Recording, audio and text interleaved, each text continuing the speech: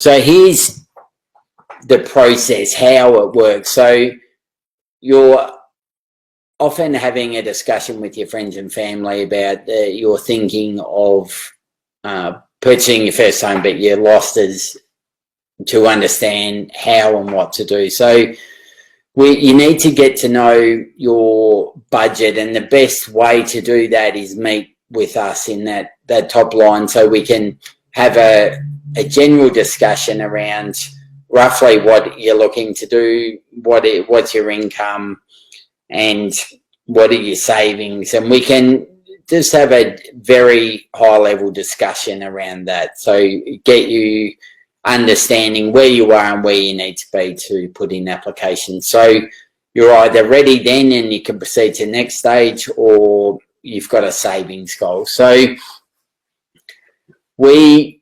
the next step, number 3, is we obtain all the information. We send you links to connect your bank statement so we can work out your personal expenditure. We get your ID and income documentation and the like, and then work through a needs analysis to work out what type of loan product and which provider will be the most beneficial for you. And you'll obtain a pre-approval, or what's called a conditional or pre-approval, and that gives you a rough guide of your borrowing capacity. A lot of the pre-approvals say you are pre or conditionally approved to purchase a property for X value, subject to all the information you've provided us still being the same when you buy the property.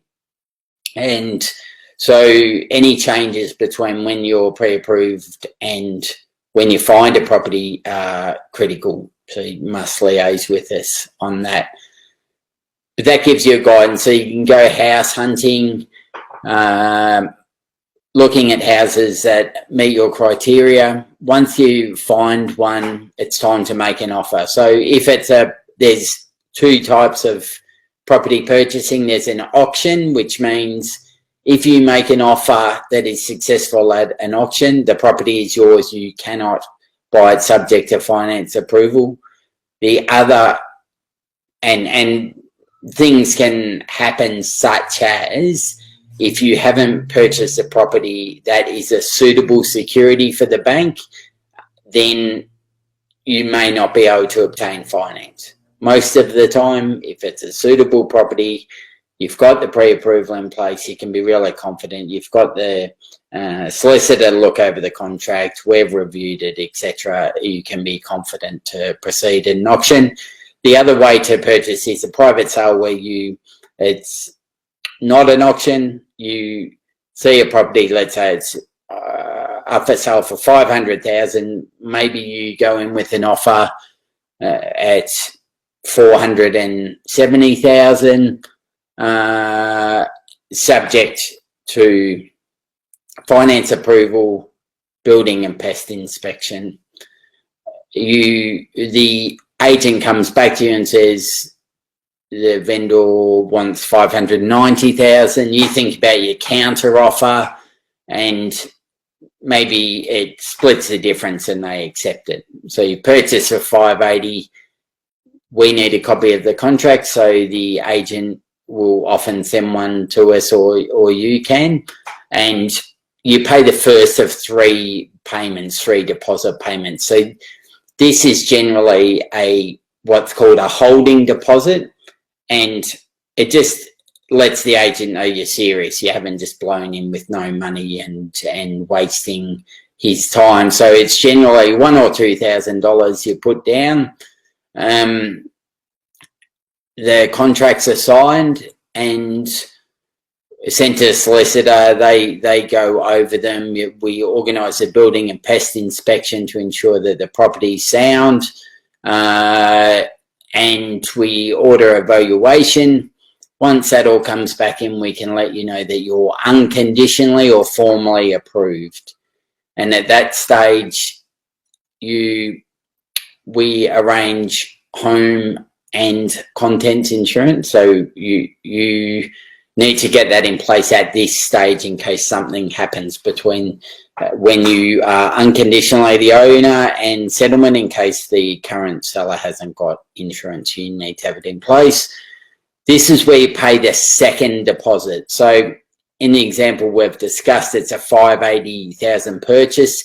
Generally, a 10% deposit is what is paid, but that can be negotiated. It just needs to ensure that the seller or vendor feels comfortable that it's a significant amount of funds, and if you were to not proceed at this point, they could resell a property, and if you purchase for $580 and they resold the property for $570 after you pulled out, they'd take $10,000 plus costs out of your deposit. So it's really securing them, knowing that they don't need to continue to look for a purchaser. So if you purchase for $580,000 and you're paying 10%, sometimes it's 5%, whatever you negotiate, we can assist you with that. But 10% of that is $58,000 you need to transfer to the real estate agent's trust account, but you paid a $2,000 holding deposit when you sign the contract. So you take the $2,000 off the $58,000 you're going to pay, and you pay $56,000. So the $2,000 holding deposit, $56,000 second deposit means you've paid 10%. We arrange the signing of the mortgage documents, and they're sent back to the lender's solicitor, and liaising between ourselves and your legal representation, your solicitor / conveyancer, we get things ready for settlement. So if there's any additional funds you're contributing over the 10%, let's say you're putting in 15% of the value of the property, your conveyancer will ask you for the balance of those monies a couple of days prior to settlement.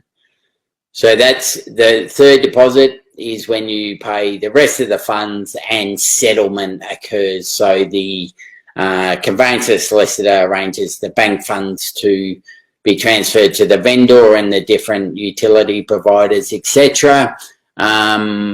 Settlement occurs, and your first home loan repayment is generally a month after settlement.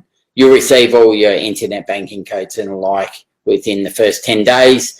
First repayment a month after settlement, and then whatever frequency, whether it be weekly, fortnightly or monthly after that. So that's the process in a nutshell.